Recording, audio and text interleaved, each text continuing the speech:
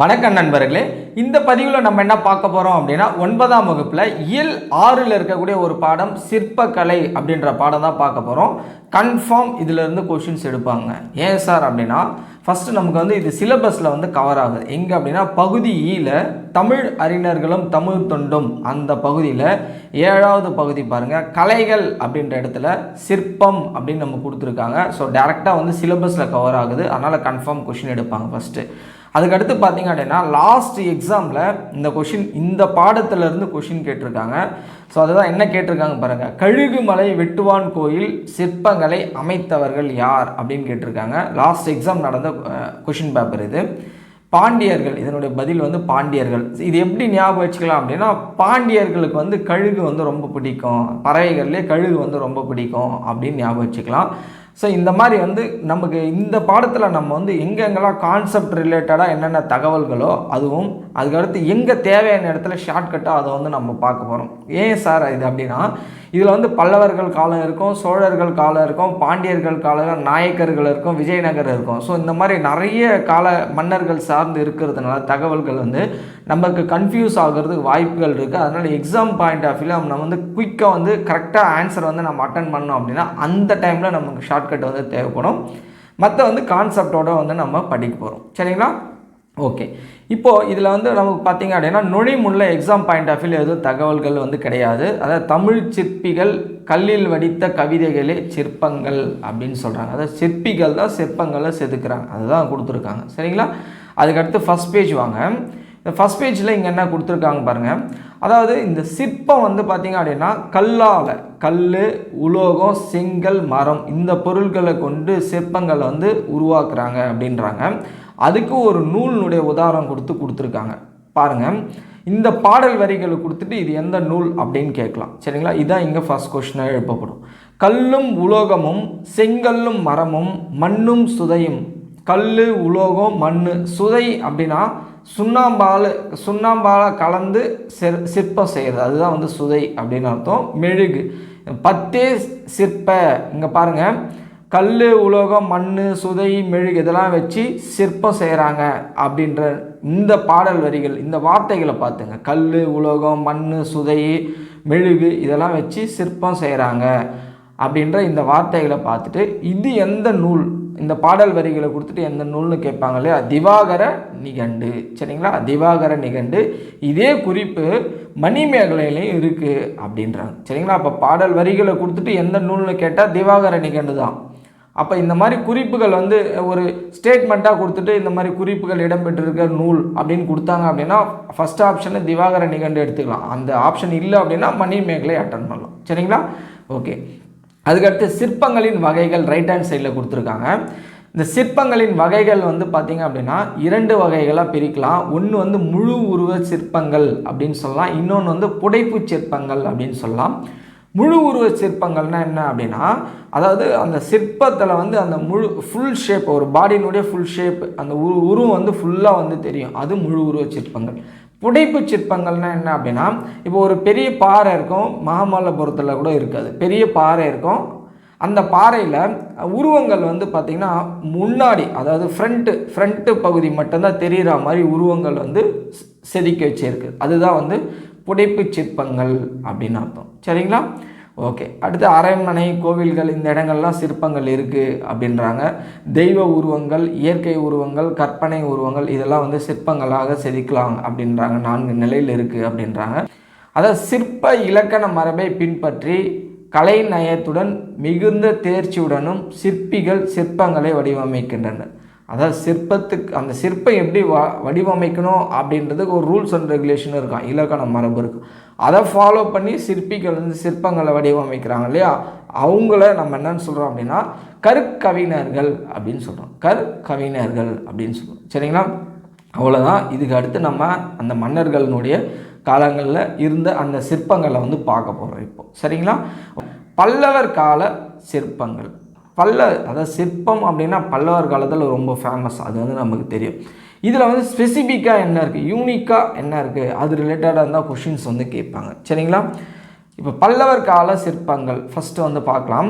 அதாவது பல்லவர் காலத்தில் இருந்த சிற்பம் வந்து சுதையினாலும் கருங்கற்கரினாலும் சிற்பங்கள் அமைச்சாங்கன்றாங்க. ஃபர்ஸ்ட் பாயிண்ட்டு, சுதை அப்படின்னா என்ன? சுண்ணாம்பு கலந்து சிற்பம் உருவாக்குறது, சரிங்களா? அப்போ கருங்கல் பாறையில் சிற்பங்களை உருவாக்குறது. அப்போ சுதையினாலும் கருங்கல்னாலும் சிற்பங்கள் வந்து உருவாக்குறாங்க. First point. கோவில் தூண்களில் சிற்பங்கள் இருக்குது. கோவிலினுடைய தூண்கள் இருக்கு இல்லையா, அதில் வந்து சிற்பம் வந்து குறிச்சு வச்ச சிற்பங்களை வந்து செதுக்குறாங்க அப்படின்றாங்க. அப்போ என்ன மாதிரியான சிற்பங்கள் அந்த கோவில் தூண்களில் இருக்கும் அப்படின்னு கொடுத்துருக்காங்க. இதான் செகண்ட் பாயிண்ட். யாழி, சிங்கம், தாமரை மலர், இந்த மாதிரியான சிற்பங்கள் வந்து கோவில் தூண்களில் இருக்குமா. சுதைனாலும் கருங்கற்கள்னாலும் அவங்க சிற்பம் உருவாக்குறாங்கப்பா. கோவில் தூணில் யாழி, சிங்கம், தாமரை மலர், இந்த மாதிரி உருவங்கள் பொறித்த சிற்பங்கள் வந்து அவங்க செதுக்கி வச்சுருக்காங்க அப்படின்னு சொல்லியிருக்காங்க. அடுத்து தேர்ட் பாயிண்ட் பாருங்கள். கட்டடங்கள், கற்றூன்கள், சுற்றுச்சுவர், நுழைவாயில்கள், இந்த எல்லா இடங்களிலும் சிற்பங்கள் வந்து மிளிர்வதை நாம் காண முடியும். இந்த மிளிர்வதை அப்படின்ற வார்த்தை இங்கே பல்லவர் காலத்தில் மட்டும்தான் பயன்படுத்தியிருக்காங்க, வேறு எந்த காலத்துலையும் பயன்படுத்தலை. அதை பார்த்துங்க, சரிங்களா? அப்போ எல்லா இடத்துங்களில் வந்து சிற்பங்கள் வந்து மிளிர்வதை நம்ம பார்க்க முடியும் அப்படின்றாங்க. இது ஜஸ்ட்டு வந்து பார்த்துங்க, இந்த 2 பாயிண்ட் இதில் பார்த்துங்க, சரிங்களா? யாழி, சிங்கம், தாமரை மலர், இந்த உருவம் பொறித்த சிற்பங்கள் பல்லவர் காலத்தில் உருவாக்கிறாங்க. பல்லவர் காலத்தில் சிற்பங்களில் பெஸ்ட் அப்படின்னு சொன்னோம் அப்படின்னா மாமல்லபுரம் சிற்பங்கள் தான். மாமல்லபுரத்தில் இருக்கக்கூடிய அந்த சிற்பங்கள், அதை பாறைகளில் சிற்பங்கள்லாம் செதுக்கி வச்சுருப்பாங்க. அதில் ஒரு எக்ஸாம்பிள் பார்த்தீங்க அப்படின்னா பஞ்ச பாண்டவர் ரதம் அப்படின்னு நம்ம தெரியும். நம்ம மாமல்லபுரம் போனோம் அப்படின்னா அதை வந்து பார்த்துருப்போம்.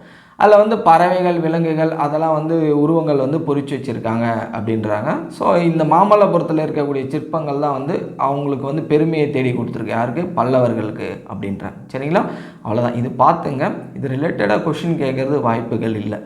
சரி, ஓகே. அடுத்து வந்து பாருங்கள், கைலாசநாதர், கைலாசநாதர், காஞ்சிபுரத்தில் இருக்கக்கூடிய கைலாசநாதர் கோயில். இது யார் கட்டினது அப்படின்னா 2ஆம் நரசிம்மன் அவர்கள் கட்டியிருப்பாங்க. இந்த பல்லவர்கள் வந்து உங்களுக்கு கிளாஸ் எடுத்திருப்போம். ஹிஸ்ட்ரி ஒரே ஒரு கிளாஸ் மட்டும் எடுத்துருப்போம், ஒரே ஒரு வீடியோ மட்டும் ஹிஸ்ட்ரி வந்து எடுத்திருப்போம். அதுக்கப்புறம் தமிழ் வந்து ஸ்டார்ட் பண்ணியிருப்போம். நீங்கள் அந்த வீடியோவில் பார்த்தீங்க அப்படின்னா கிளாஸ் எடுத்திருப்போம். காஞ்சி கைலாசநாதர் கோயிலை கட்டந்து 2ஆம் நரசிம்மவர்மன் தான் கட்டியிருப்பார், சரிங்களா? அங்கே வந்து அந்த கோயிலை சுற்றி வந்து பார்த்தீங்க அப்படின்னா நிறைய சிற்பங்கள் வந்து இருக்கும், அதுதான் அதில் சொல்கிறாங்க. அதுக்கடுத்து காஞ்சி வைகுந்த பெருமாள் கோவில்லையும் இந்த மாதிரி தெய்வ உருவங்களும் உட்புற சுவர்லேயும் வந்து சிற்பங்கள் இருக்குது அப்படின்றாங்க, சரிங்களா? அதுக்கடுத்து பல்லவர்களை ஃபேமஸ் இதுதாங்க குடையவரை கோயில்கள். இது வந்து மகேந்திரவர்மன் காலத்தில் உருவாக்கியிருப்பாங்க குடையவரை கோயில்கள். அந்த குடைவரை கோயில்கள்னால் என்ன? பாறையை வந்து குடைஞ்சி கோயில்கள்லாம் உருவாக்கிறது. அப்போ அந்த பாறையை குடைஞ்சி கோயில்களாக உருவாக்குறாங்க இல்லையா, அதில் அந்த நுழைவாயில் என்ட்ரன்ஸில் 2 சைட்லேயுமே காவலர்கள் வந்து நிற்பது போன்ற சிற்பங்கள் வந்து இருக்கான், சரிங்களா? பல்லவர்கள். அதுக்கடுத்து மாமல்லபுரம், காஞ்சிபுரம், திருச்சி, மலைக்கோட்டை, இது ரொம்ப இம்பார்ட்டண்ட். ஏன் அப்படின்னா இதில் வந்து ஆப்ஷன் செட் பண்ணலாம்.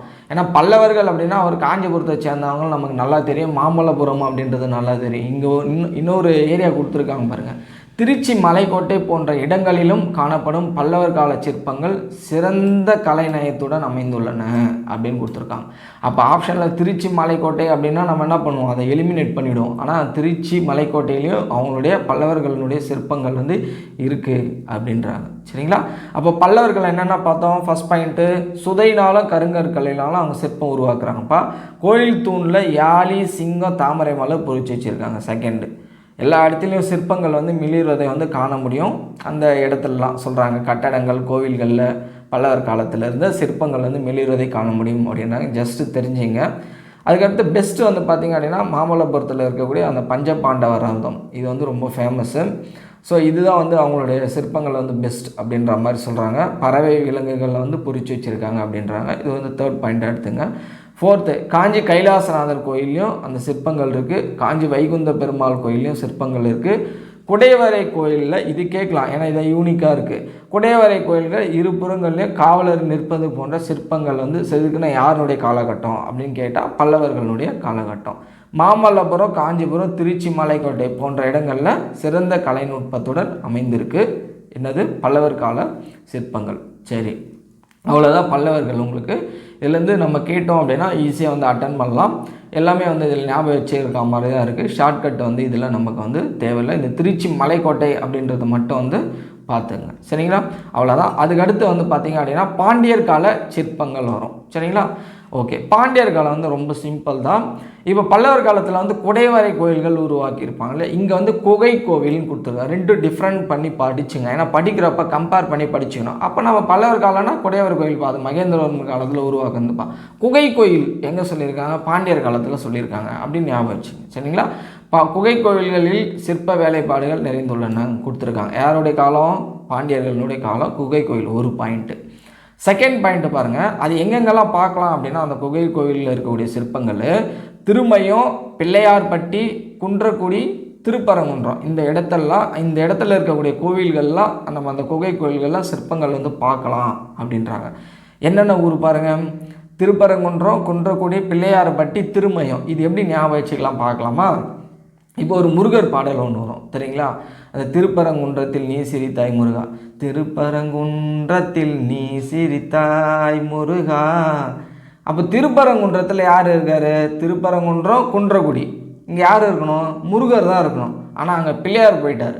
அதனால் நம்ம பார்க்குறதுக்கு நம்ம போகிறாங்க. யார் போகிறாரு? பாண்டியர் மன்னர் வந்து போகிறாங்க. போய் பார்த்துட்டு திருன்னு முழிக்கிறாங்க. ஏன் முழிக்கிறாங்க? திருப்பரங்குன்றத்தில் முருகர் தான் இருக்கணும், இங்கே ஏன் பிள்ளையார் வந்திருக்காரு அப்படின்னு திருன்னு முழிக்கிறாங்க. சரிங்களா? இது வந்து ஜஸ்ட்டு ஷார்ட்கட்டுக்காக தான். ஒரு சிலருக்கு காமெடியாகவும் இருக்கும், ஆனால் எக்ஸாம் பாயிண்ட் ஆஃப் வியூ இது ஞாபகம் வரும் டெஃபினட்டாக. சரிங்களா? திருப்பரங்குன்றம், குன்றக்குடி, பிள்ளையார்பட்டி, திருமயம். திருப்பரங்குன்றத்தில் குன்றக்குடி, இந்த இடத்துல முருகர் தான் இருக்கணும், ஆனால் பிள்ளையார் இருக்கார். ஆனால் பாண்டியர்கள் அதை முருகரை பார்க்கறதுக்கு போகிறோம், அங்கே பிள்ளையார் இருக்கிறதுனால திருன்னு முழிக்கிறாங்க. முருகருக்கானமே பிள்ளையார் இருக்காரு அப்படின்னு சொல்லிட்டு. சரிங்களா? ஓகே. அதுக்கடுத்து பாருங்கள், இங்கே தான் கோவில்பட்டிக்கு மேற்கே கழுகுமலை வெட்டுவான் கோயில் அமைந்துள்ள. இந்த கொஷின் தான் வந்து லாஸ்ட்டு கேட்டிருந்தாங்க. அதுதான் நம்ம ஸ்டார்டிங்லேயே வந்து சொல்லியிருப்பேன். கோவில்பட்டிக்கு மேற்கே கழுகுமலை வெட்டுவான் கோவில் அமைந்துள்ள சிற்பங்கள் பாண்டியர் கால சிற்பக்கலைக்கு சான்று. சரிங்களா? நம்ம ப்ரூஃப் என்ன அப்படின்னா, இந்த கோவில்பட்டிக்கு மேற்கே உள்ள கழுகுமலை வெட்டுவான் கோவில் இருக்கக்கூடிய சிற்பம் தான் வந்து நமக்கு ப்ரூஃபு. பாண்டியர்கள் காலத்தில் சிற்பங்கள் உருவாக்கியிருக்காங்க அப்படின்றதுக்கான ப்ரூஃப் இதுதான். நான் ஸ்டார்டிங்லேயே சொல்லிட்டேன், பறவையில் வந்து பாண்டியர்களுக்கு வந்து கழுகு வந்து ரொம்ப பிடிக்கும் அப்படின்னு நான் வந்து சொல்லிட்டேன். சரிங்களா? அப்போ என்ன ஆகலாம்? குயிக்காக அப்படியே ஒரு 5 செகண்ட்ஸ்லேயே நம்ம ஆன்சர் வந்து அதில் அட்டன் பண்ணிடலாம். அவ்வளோதான். ஏன் அப்படி இது தெரியல அப்படின்னா என்ன ஆகும்? அப்போ எந்த காலம் அப்படின்னு நமக்கு கன்ஃபியூஸ் ஆகும். திருன்னு யார் முடிச்சாங்க? பாண்டியர்கள் முடிச்சுறாங்க. பிள்ளையார் முருகர் பாகத்துக்கு போனாங்க, பிள்ளையார் இருக்கார், திருன்னு முடிச்சாங்க, பாண்டியர்கள் முடிச்சாங்க. அவ்வளோதான், முடிஞ்சிச்சு. எளிமையாக வந்து எக்ஸாமில் வந்து ஆன்சர் அட்டன் பண்ணிடலாம். அவ்வளோதான். இந்த 3 பாயிண்ட்ஸ் தான் வந்து பாண்டியர்கள். அதுக்கடுத்து சோழர் காலம் வாங்க. சோழர் காலத்தில் கற்சிற்பங்கள், கல்லால் உருவாக்கின சிற்பங்கள் வந்து விரைவாக வளர்ச்சி பெற்றது. இது யூனிக்காக இருக்குது, இது கேட்கலாம். கற்சிற்பங்கள் அமைக்கும் கலை யாருடைய காலகட்டத்தில் விரைவாக வளர்ச்சி பெற்றிருக்கு? சோழர்களுடைய காலகட்டம். சரிங்களா? அதில் நமக்கு தஞ்சை பெரிய கோவில் எல்லாருக்குமே டெஃபினட்டாக தெரியும். முதலாம் ராசராசன் கட்டிய தஞ்சை பெரிய கோயில். அப்போ தஞ்சை பெரிய கோயில் யார் கட்டினது? முதலாம் ராசராசன். அதுக்கடுத்து அவருடைய மகன் முதலாம் ராஜேந்திர சோழன். அவர் வந்து கங்கை கொண்ட சோழபுரம், அதாவது கங்கை வரை படையெடுத்து சென்று அங்கே வெற்றி பெற்றிருப்பார் அந்த பிளேசஸில். அதன் நினைவாக கங்கை கொண்ட சோழபுரம் அப்படின்ற கோயிலே வந்து அவர் எழுப்பியிருப்பார். யார்? ராஜேந்திர சோழன். முதலாம் ராஜேந்திர சோழன். தஞ்சை பெரிய கோயில் ராஜராஜன். ஏன்னா ஃபஸ்ட்டு டைம் நாங்கள் பிஃபோர்லாம் படிக்கிறப்ப ஃபஸ்ட் டைம் வந்து அதே கன்ஃபியூஸ் ஆகும். ராஜராஜன் இருக்கும், ராஜேந்திரன் இருக்கும்.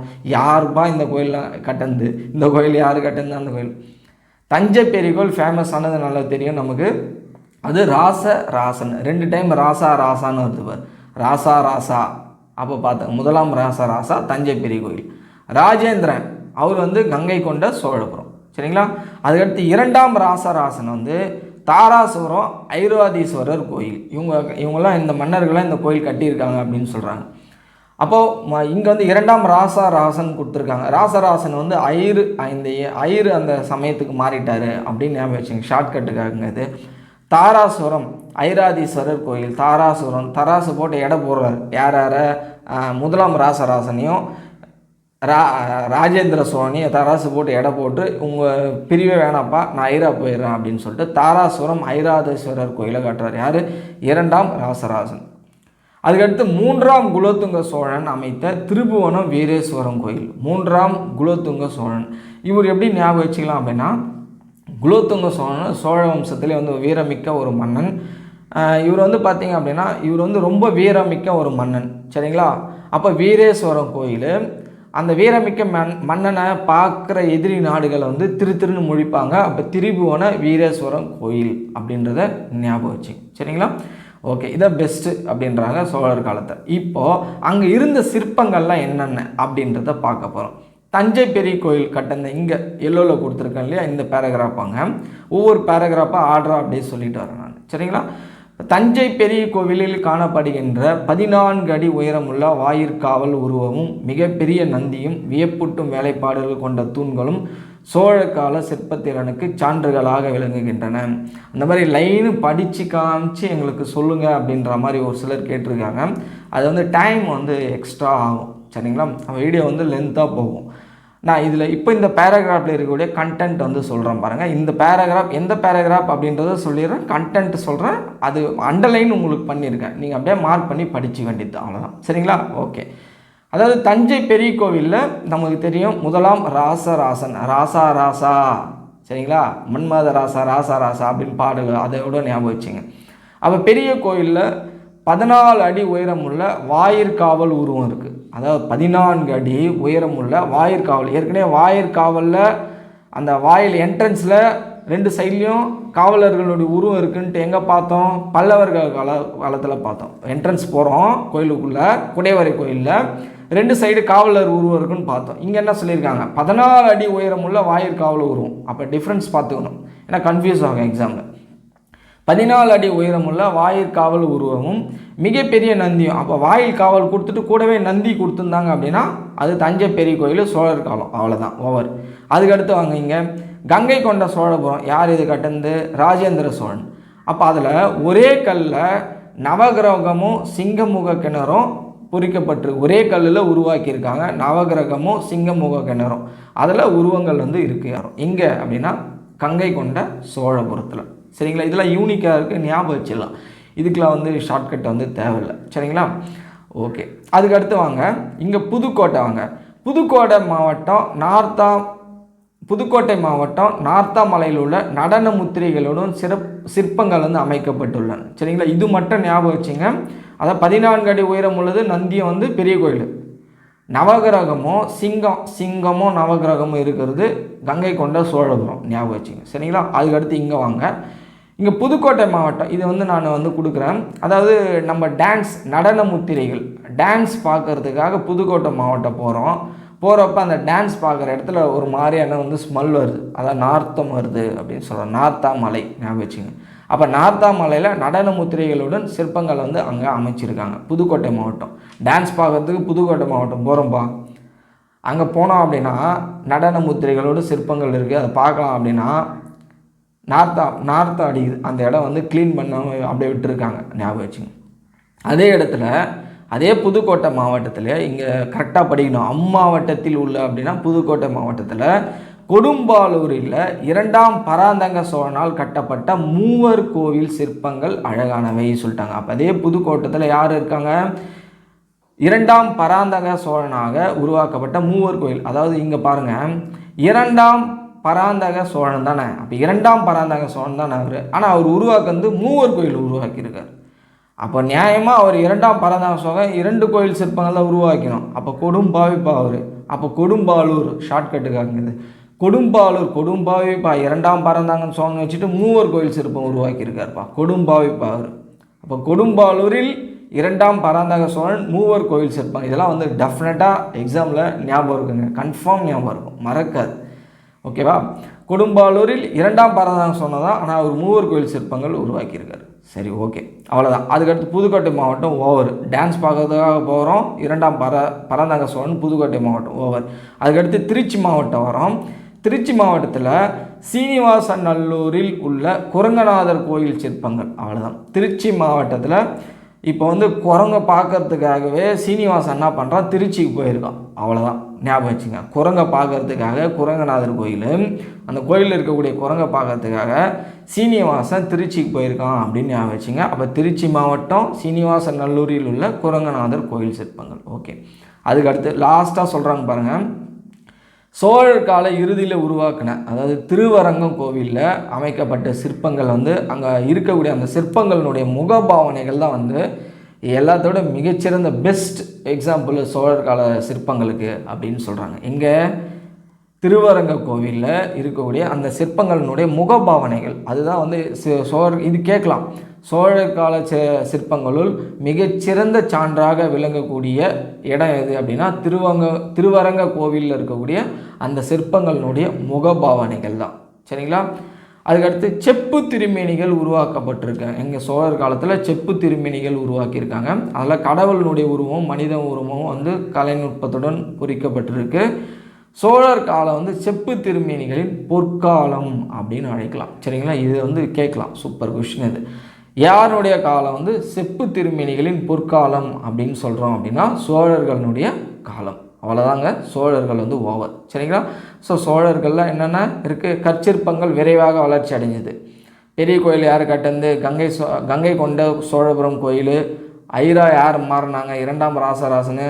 3ஆம் குலோத்துங்க வீரமானவன், அதனால் எதிரி வந்து திருன்னு முழிப்பாங்க, இது சொன்னேன். அதுக்கடுத்து தஞ்சை பெரிய கோயிலில் 14 அடி உயரமுள்ள வாயிற்காவல் நந்தி அது இருக்குது. கங்கை கொண்ட சோழபுரத்தில் நவகிரமுகமும் சிங்கமும் இருக்குது, பார்த்துங்க. இது சொல்லிட்டேன். டான்ஸ் பார்க்குறதுக்காக புதுக்கோட்டையில் போகிறோம், நாற்றம் வருது.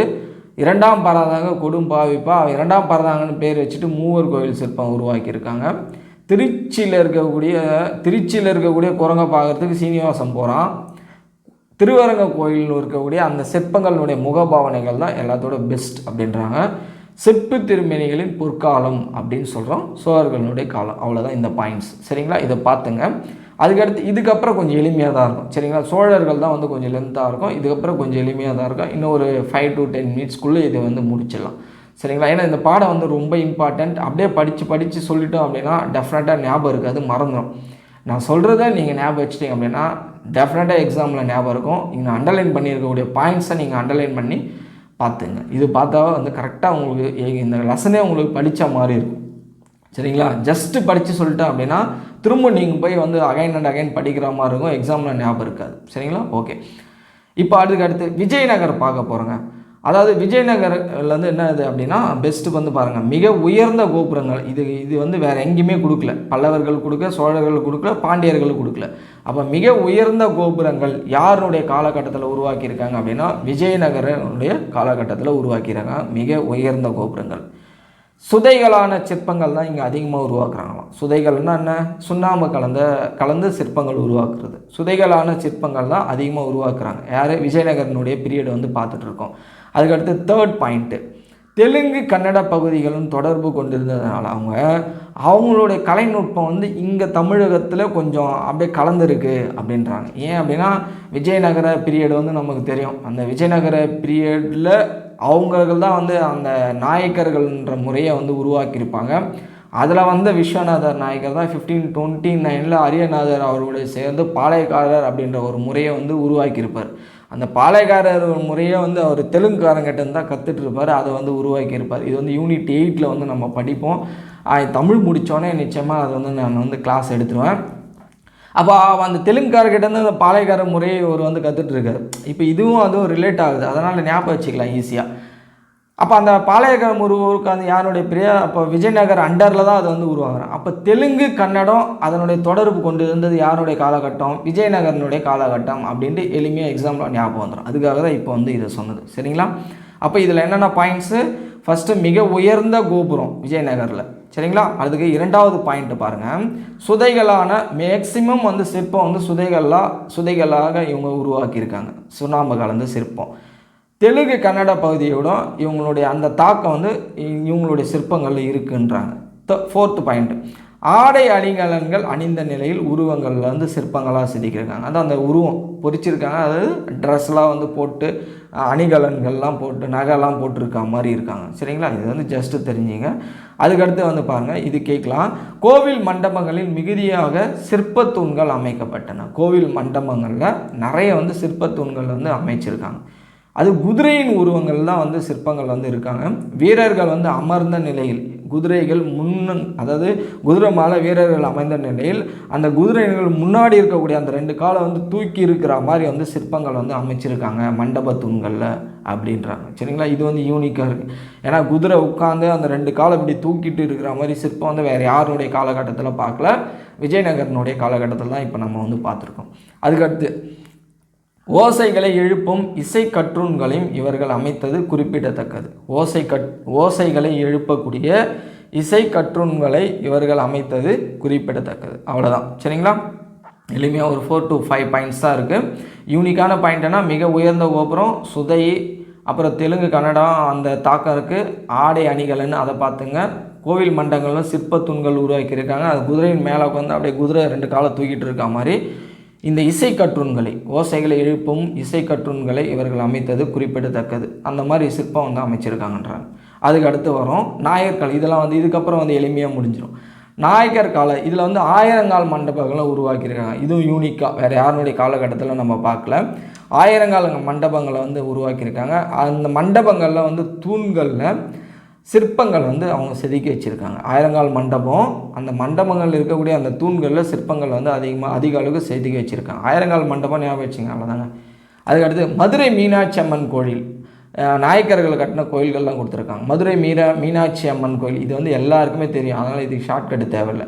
ராமேஸ்வரம் பெருங்கோயில், ராமேஸ்வரத்தில் ஒரு பெரிய மனிதர் ஒருத்தர் பிறந்தார், அப்துல் கலாம் ஐயா அவர்கள். அப்போ பெரிய மனிதர் அவர். அப்போ ராமேஸ்வரம் பெருங்கோயில் ஞாபகம் வச்சுங்க. திருநெல்வேலி நெல்லையப்பர் கோவில், திருநெல்வேலி நெல்லையப்பர் கோவில் இது வந்து ஆல்ரெடி நம்ம 7ஆம் வகுப்பில் திருநெல்வேலி அப்படின்ற 2 பாடம் வந்து கொடுத்துருப்பாங்க, அதனால் இந்த கோயில் வந்து ஞாபகம் இருக்கும். திருநெல்வேலி நெல்லையப்பர் கோவில். கிருஷ்ணாபுரம் பெருமாள் கோவில், கிருஷ்ணர் பெருமாள் ஞாபகம் வச்சுங்க, 2 பேரும் ஒரே இனத்தை வச்சாங்க, வைணவர்கள் இல்லையா. கிருஷ்ணாபுரம் பெருமாள் கோவில். சரிங்களா. திண்டுக்கல் அருகே தாடி கொம்பில் உள்ள பெருமாள் கோவில், திண்டுக்கல்லில் தாடி வச்சுட்டு இருக்கக்கூடிய பெருமாள் கோவில். அப்போ திண்டுக்கல்லில் வந்து பெருமாள் தாடி வச்சுருக்காரு ஞாபகம் வச்சுங்க, ஷார்ட்கட்டுக்காக. கோயம்புத்தூர் நியர்பை இருக்கக்கூடிய பேரூர் அந்த இடத்துல இருக்கக்கூடிய சிவன் கோயில். இங்கெல்லாம் வந்து இவங்களுடைய நாயகர்களுடைய சிற்பங்கள் வந்து நம்ம பார்க்கலாம் அப்படின்ட்டாங்க. சரிங்களா. எங்கெங்க? மதுரை மீனாட்சி அம்மன் கோயில், ராமேஸ்வரம் பெருங்கோயில், திருநெல்வேலி நெல்லையப்பர் கோவில், கிருஷ்ணாபுரம் பெருமாள் கோவில், திண்டுக்கல் நியர்பை இருக்கக்கூடிய தாடி கொம்பில் உள்ள பெருமாள் கோயில் தான். அடுத்து கோயம்புத்தூர் நியர்பை இருக்கக்கூடிய பேரூர் அப்படின்ற இடத்துல இருக்கக்கூடிய சிவன் கோயில். சரிங்களா. இப்போ என்னென்ன கோயிலில் சிற்பங்கள் இருக்குது அப்படின்னு பொதுவாக சொல்லிட்டாங்க. இப்போ என்னென்ன சிற்பங்கள் அந்த இடத்துல இருக்குது அப்படின்றத சொல்கிறாங்க, யூனிக்காக ஸ்பெசிஃபிக்காக சொல்ல போகிறாங்க. அதுதான் இந்த பேராகிராஃபில் நம்ம பார்க்க போகிறோம். மதுரை மீனாட்சி அம்மன் கோயிலில் 1000 மண்டபம் தூண் இருக்கு இல்லையா, அதில் கண்ணப்பர் குறவன் குறத்தி சிற்பங்கள் இருக்கான். அதாவது மதுரை மீனாட்சி அம்மன் கோயிலில் 1000 மண்டபம் இருக்குது. அந்த 1000 மண்டபத்தில் இருக்கக்கூடிய அந்த தூணில் கண்ணப்பர், இது யூனிக்கான பாயிண்ட், கண்ணப்பர் குறவன் குறத்தி இருக்கக்கூடிய சிற்பங்கள் எங்கே இருக்குது? மதுரை மீனாட்சி அம்மன் கோயிலில் 1000 மண்டபம் தூண்களில் இருக்குது. ஹரிச்சந்திர சந்திரமதி சிற்பங்களில் ஆடை ஆபரணங்கள், ஆமாம் ஹரிச்சந்திர சந்திரமதி சிற்பங்களில் அவங்க வந்து ட்ரெஸ் போட்டுட்டு அந்த அணிகளெல்லாம் அணிந்த நிலையில் சிற்பங்கள் வந்து உருவாக்கியிருக்காங்க. சரிங்களா. குறவன் குறத்தி ஒன்று, கண்ணப்பர் குறவன் குறத்தி பார்த்தோம். அடுத்து ஹரிச்சந்திர சந்திரமதியும் கொடுத்துருக்காங்க. சரிங்களா. இது எல்லாமே வந்து மதுரை மீனாட்சி அம்மன் கோயிலில் தான். அதுக்கடுத்து இறந்த மைந்தனை கையில் ஏந்தபடி நிற்கும் சந்திரமதியினுடைய சிலையும் அங்கே இருக்குது. சரிங்களா. கண்ணப்பர் குறவன் குறத்தி, ஹரிச்சந்திர சந்திரமதி, அதுக்கடுத்து அந்த சந்திரமதி வந்து இறந்த மைந்தனை கையில் ஏந்தின மாதிரி ஒரு சிற்பம் வந்து இருக்குது அப்படின்றாங்க. சரிங்களா. ஓகே. அதுக்கடுத்து இங்கே வாங்க. இப்போ நாயக்கர் கால சிற்பத்தினுடைய உச்சநிலை படைப்பு இது கேட்கலாம். எங்கே இருக்குது அப்படின்னா கோயம்புத்தூர் அண்மையில், நான் ஆல்ரெடி பார்த்தோம் இல்லையா. இப்போ நம்ம அந்த கோயம்புத்தூர் அண்மையில் இருக்கக்கூடிய பேரூர் அப்படின்றது இடத்துல இருக்கக்கூடிய சிவன் கோயிலில் இருக்கக்கூடிய சிற்பங்கள் தான் நாயக்கர் கால சிற்பக்கலை நுட்பத்தின் உச்சநிலை படைப்பு அப்படின்னு சொல்லலாம். இதெல்லாம் வந்து கேட்டிருக்காங்க. சரிங்களா. இது வந்து கேட்டிருக்காங்க, இந்த கொஷின் கேட்டிருக்காங்க. அதுக்கடுத்து விஜயநகரனுடைய அந்த உயர்ந்த கோபுரம் அப்படின்றது இல்லையா, அந்த கொஷின் வந்து கேட்டிருக்காங்க, ப்ரீவியஸ் இயர் கொஷின்ஸில் வந்து கேட்டிருக்காங்க. சரிங்களா. யார் அதாவது நாயக்கர் காலத்தில் எந்த கோவிலில் இருக்கக்கூடிய சிற்பங்கள் உச்சநிலை படைப்பு அப்படின்னு கேட்டால் அப்படின்னா கோயம்புத்தூர் நியர்பை இருக்கக்கூடிய பேரூர் அப்படின்ற இடத்துல இருக்கக்கூடிய சிவன் கோயிலில் இருக்கக்கூடிய சிற்பங்கள் தான் நாயக்கர் கால சிற்பகலையத்திலே உச்சநிலை படைப்பு அப்படின்னு சொல்லலாம். ஏன் அப்படின்னா அங்கே இருக்கக்கூடிய அந்த சிற்பங்கள் வந்து விழியோட்டம், அந்த புருவ நெளிவு, நகை அமைப்பு இந்த மாதிரி நுட்பமாக வந்து அது வந்து சிற்பம் வந்து செதுக்கியிருக்காங்க அப்படின்றாங்க. சரிங்களா? அதுக்கடுத்து இங்கே வரலாம் லாஸ்ட்டு கிருஷ்ணாபுரம் வெங்கடாச்சலபதி கோயில். ஏற்கனவே பார்த்தோம் கிருஷ்ணர் பெருமாள் தானே வெங்கடாச்சலபதி. அப்போ கிருஷ்ணாபுரம் வெங்கடாச்சலபதி கோயிலில் குறவன் குரத்தி ரதி தேவி சிலை, ஏற்கனவே குறவன் குரத்தி சிலைகள் வந்து மதுரை மீனாட்சி அம்மன் இருக்குதுன்னு பார்த்தோம். அங்கே கண்ணப்பரோட கொடுத்துட்டு இருந்தாங்க. இங்கே குறவன் குரத்தி ரதி தேவி சிலைகள் கொடுத்துருக்காங்க. சரிங்களா? இங்கே கிருஷ்ணாபுரம் வெங்கடாச்சலபதி பெருமாள் கோயிலில் குறவன் குரத்தி ரதி தேவி சிலைகள் வந்து இருக்குது அப்படின்றாங்க. அவ்வளோதான் நாயக்கர் காலம் ஓவர். அதுக்கப்புறம் லாஸ்ட் சிம்பிள் பௌத்த மதம் பார்த்தலாம். பௌத்த மதத்தை தழுவிய தமிழர்கள் புத்தரின் உருவத்தை அதை அமர்ந்த நிலையிலும் நின்றிருக்கக்கூடிய நிலையிலும் படுத்திருக்கக்கூடிய நிலையிலும் சிற்பங்களை வந்து படைத்து வழிபட்டனர் அப்படின்னு கொடுத்துருக்காங்க. சரிங்களா? அதாவது புத்தர்னுடைய பௌத்த மதத்தை தழுவிய தமிழர்கள் வந்து புத்தர்னுடைய உருவத்தை உட்கார்ந்துட்டு இருக்கா மாதிரி, நின்றுட்டு இருக்கா மாதிரி, படுத்துட்டு இருக்கா மாதிரி உருவங்கள் வந்து உருவாக்கியிருக்காங்க. அதை சிற்பங்களாக உருவாக்கியிருக்காங்க. அருகே கடவுளினுடைய உருவத்தையும் 24 தீர்த்தங்கரனுடைய உருவங்களையும் சிற்பங்களாகியிருக்காங்க. யார்? சமண மதத்தினர். நல்லா பார்த்துங்க, இது பௌத்தம் கிடையாது. அருகே கடவுளுடைய உருவத்தையும் 24 தீர்த்தங்கரனுடைய உருவங்களையும் சிற்பங்களாகியிருக்காங்க சமண மதத்தினர். அந்த சமண மதத்தில் உள்ள சிற்பங்கள் வந்து அளவுக்கு மீறிய உயரமும் பருமனும் இருக்குது. ஏற்கனவே நம்ம பார்த்தோம். உயர்ந்த கோபுரம் அப்படின்னா அது யார்? விஜயநகர பீரியடு. சரிங்களா? இங்கே வந்து அளவுக்கு மீறிய உயரமும் பருமனும் அப்படின்னா அது வந்து சமணம். டிஃப்ரெண்ட் பார்த்துக்கணும். சரிங்களா? அதுக்கு எக்ஸாம்பிள் பார்த்தீங்க அப்படின்னா விழுப்புரத்தில் செஞ்சிக்கு நியர்பை இருக்கக்கூடிய திருநாதர் குன்று அப்படின்ற இடத்துல ஒரு பாறையில் 24 தீர்த்தங்கர் உருவங்கள் வந்து புடைப்பு சிற்பங்கள் என்ன? ஒரே கல்லில் ஃப்ரண்ட்டு மட்டும் ஷேப் மட்டும் தெரிகிற மாதிரி சிற்பம் வந்து உருவாக்குறது, அதுதான் வந்து புடைப்பு சிற்பம். அதான் கொடுத்துருக்காங்க. விழுப்புரத்தில் செஞ்சிக்கு அண்மையில் உள்ள திருநாதர் குண்டு அப்படின்ற இடத்துல ஒரு பாறையில் 24 தீர்த்தங்கர உருவங்கள் புடைப்பு சிற்பங்களாக உருவாக்கியிருக்காங்க. சரிங்களா? அதுக்கடுத்து மதுரைக்கு அண்மையில் சமணர்களின் படுக்கைகள் செதுக்கப்பட்ட இடங்களில் மலைப்பாறைகளிலும் சமண சிற்பங்கள். மதுரைக்கு அண்மையில் சமணர்களினுடைய படுக்கைகள் செதுக்கப்பட்ட இடங்களிலும், அதாவது சமணர்களுடைய படுக்கைகள் எங்கெல்லாம் இருக்கும் அங்கேயும் மலைப்பாறைகளிலும் சமண சிற்பங்கள் வந்து செதுக்கியிருக்காங்க அப்படின்னு சொல்கிறாங்க. சரிங்களா? இதுக்கப்புறம் ஜென்ரல் தாங்க. இதுக்கப்புறம் எக்ஸாம் ரிலேட்டடாக பாயிண்ட்ஸ் எதுவும் வராது. அதாவது மற்ற சிற்பங்களை காட்டினா தமிழர்கள் உருவாக்கின சிற்பங்கள் வந்து யோகக்கலை நாட்டியக்கலை கூறுகள் தமிழக சிற்பக்கலையில் இடம்பெற்றுள்ளன. இது வந்து ஒரு தனி சிறப்பு அப்படின்னு சொல்கிறாங்க. ஜஸ்ட்டு தெரிஞ்சுங்க, நோ நீடு இது. அதுக்கடுத்து தமிழகத்தில் கட்டப்பட்ட கோவில்களில் இன்றும் இப்போவும் வந்து நம்ம சுதைகள், அதாவது சுண்ணாம்பு கலந்த சிற்பங்களும் கற்சிற்பங்களும் பைஞ்சுதை சிமெண்ட்டால் வந்து சிலை வடிக்கிறாங்க, கல்லால் வந்து சிலை வடிக்கிறாங்க, வெங்கலத்தாலையும் சிலைகள் வந்து வடிக்கிறாங்க அப்படின்னு வந்து கொடுத்துருக்காங்க. இது வந்து சிற்பங்கள் வந்து உருவாக்குறது அப்படின்றத வெறும் பார்க்குறதுக்காக மட்டும் கிடையாது. இது வந்து வரலாற்று பதிவு, மனித அறிவு வளர்ச்சியின் முதிர்ச்சி. அதனால் இதை வந்து நம்ம பாதுகாக்கணும் இந்த சிற்பம் அப்படின்றத சொல்லி முடிச்சிருக்காங்க. ஸோ அவ்வளோதான். நிச்சயமாக இந்த பாடம் வந்து உங்களுக்கு டெஃபினட்டாக வந்து யூஸ்ஃபுல்லாக இருக்கும். அதுக்கு அடுத்த பாடம் வந்து பார்த்திங்க அப்படின்னா ராவண காவியம். இதுவும் வந்து ரொம்ப இம்பார்ட்டண்ட். இதில் இருந்து டெஃபினட்டாக வந்து கொஷின்ஸ் வந்து கேட்பாங்க. இது இன்னும் தெளிவாக நம்ம வந்து அடுத்த வீடியோவில் வந்து நம்ம பார்க்கலாம். சரிங்களா? நன்றி.